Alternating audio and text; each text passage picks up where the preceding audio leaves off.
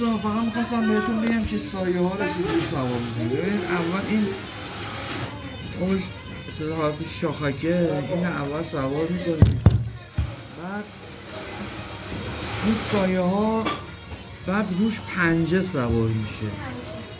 یعنی پنجه مثلا به این صورت یه ذره سایه ها مشخصه، یعنی سایه ها اینجوری سوار میشه. اینجا پشت سوار میشه که یه ذرهش معلوم میشه، اینجا هم پنجه اینجوری سوار میشه یه ذرهش معلوم میشه.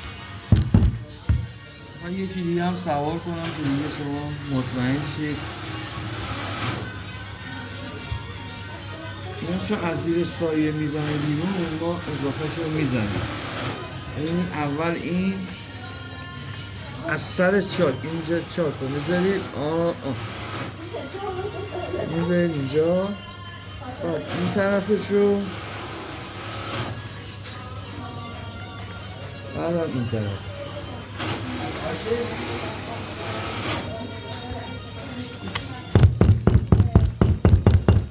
خیلی ممنون، خدا.